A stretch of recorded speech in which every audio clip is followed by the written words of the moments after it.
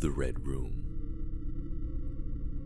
It was almost 4 o'clock in the afternoon, and the large suburban Edwin McDonald High School had just let out for the weekend. A tall, mature-looking young man, Eric, stood alone in one of the classrooms, leaning on someone's desk and flipping through rips of paper in his hands. A long weekend was coming up, and almost everyone had something due, so that afternoon had become a last hand-in opportunity. There were probably less than 15 students still in the building. A fair-haired, bespectacled boy, about Eric's age, came into the room and slammed his fair-sized backpack onto a desk. "Hey, you're still here?" Eric simply glanced up, not faltered by the noise. "I have a lot of papers to put in, Ramsey." "Everyone else is leaving now," he gestured to the door. 3 mousy-looking girls walked by, chattering. "You're still gonna come over tomorrow, right?" "I wouldn't drop plans without saying," Eric said with a shrug. He often found himself the least energetic of the pair. Ramsey was a nice guy, but he was way too wild sometimes. "Oh, by the way," Ramsey pulled himself up to sit on one of the desks. "I heard a rumor about a deadly pop-up on the internet called The Red Room." Eric finally looked up, his face disturbed. "You heard about what?" "The Red Room." "Why is it called that?" "I don't know, but it's like this." Ramsey paused, smirking, trying to gather whatever story he had. "Someone will be on the internet, and everything's all normal at first, but a pop-up comes up out of nowhere. It doesn't say anything other than, 'Do you like?' You could always close it." "Well, that's the thing. If someone tries to close it, they die." Ramsey ended this with a hiss, wiggling his finger in the air. Eric laughed a little.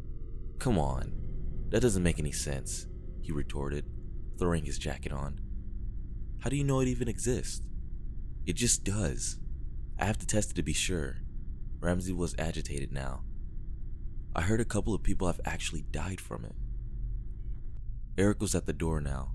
"I hope not, man. Now I have to get these to Mr. Granger," he said with a wave of papers in his hand. "Sure, just be sure to come over tomorrow." "I will. My sister's bringing her Kung Fu movie collection. I'm still not going to miss it." "Good." Ramsey waved him off. "I'll see you." Eric headed up the hall with a bit of a sigh. Why would you do that to yourself? It was about an hour before Eric finally got home. He had got some groceries on the way to the apartment house and knew his father would almost certainly be working late at the office again. As he was stepping into their apartment, he called out, "Dad, I got some things." Nothing but silence greeted him. As he put away the groceries, his mind flipped back to Ramsey and the pop-up. Maybe there's some kind of news release or a death report, he thought. If the pop-up actually killed someone, there's got to be written word of it, right? Eric sat down at the computer in his room, hoping to ascertain that the rumor was or was not true. He went directly to a search engine, typing in killer pop-up, death by pop-up, pop-up window murders, and a variety of similar things, but repeatedly he found nothing. He assumed then that Ramsey had been pulled into yet another hoax, and let it be. He went off to check his email and a few other sites. Less than 10 minutes later, while he went back on the search engine, a small rectangular pop-up appeared on the screen. Eric looked at it, looked away, and then looked back in alarm. Eric stared at the pop-up for a few moments, wondering what to do. Ramsey's words still echoed in his head. If anyone tries to close it, they die. He considered calling him for help, but Ramsey would probably overreact and call the police.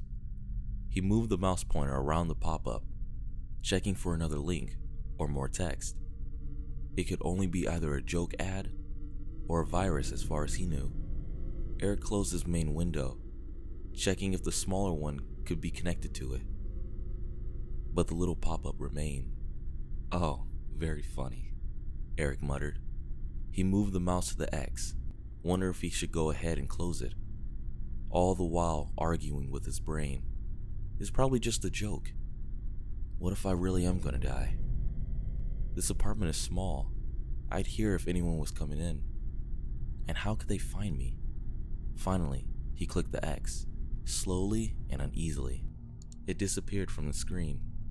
Eric looked at the floor, expecting someone, or something, to leap out and attack him. Nothing happened. He looked up again and prepared to shut off the computer, but the pop-up appeared again. This time, with a sound clip of a girl's voice saying, her voice was warped, as if the sound file had been badly compressed or corrupted. Eric moved away from the computer, his heart racing. He waited once more to see if it would go away or change somehow, but it didn't. Feeling slightly more confident, he slowly clicked off the pop-up again.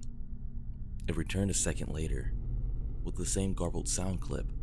If anything, Eric was beginning to feel embarrassed and irate. He clicked it off again, to which it reappeared. He kept clicking it, and yet it returned each time, always with the audio clip. The room was filled with bursts of the girl's garbled little voice.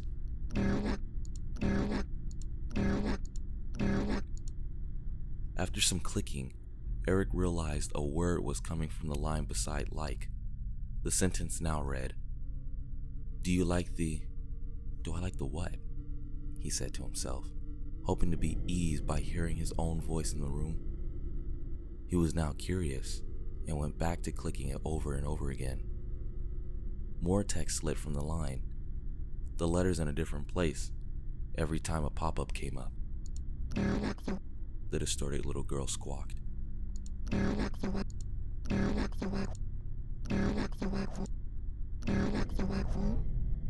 Red room. Eric sat there for a second, his stomach churning. He was afraid to take his eyes off the message, unsure of whether it would turn out to be a screamer or if he'd get a virus. Both of these possibilities were 1,000 times more comforting to Eric at that moment. I found it, he told himself, his gut turning over harder now. I really found it. It's not a joke. It's real. He quickly went through his mind for any red room he'd ever heard of. He briefly thought of the whole situation was funny and prepared to go to the phone and call Ramsey, and then that pop-up closed itself. Eric turned back to the screen.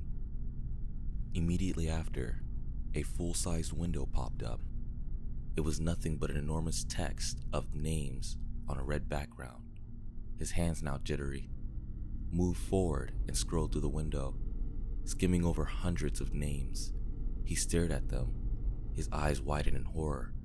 Caroline Chandler, Kay Wright, John Bay, Lisa Newport, Roy Kindlers, Mickey Fox.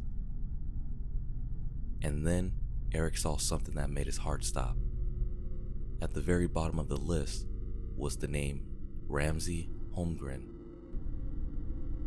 Ramsey? Eric sputtered. Upon thinking of him, Ramsey's warning of the pop-up resurfaced in his mind. Everybody on the list was dead. They found the red room before him. Eric thought he was going to cry, and something inside him was telling him to run straight to the front door and get as far away from the monitor as he could.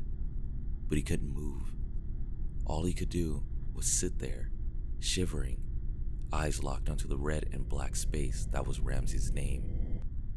Eric almost swore he could feel the sensation of cold, stinging breath on the back of his neck.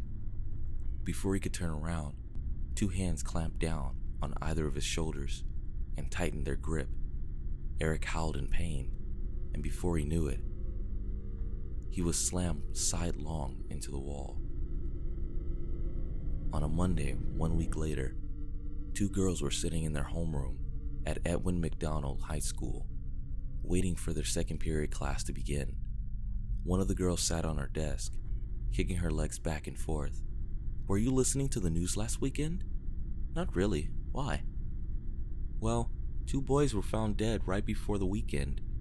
They were found in front of their computers, with their stomachs gashed out." "Oh no. Did they find who did it?"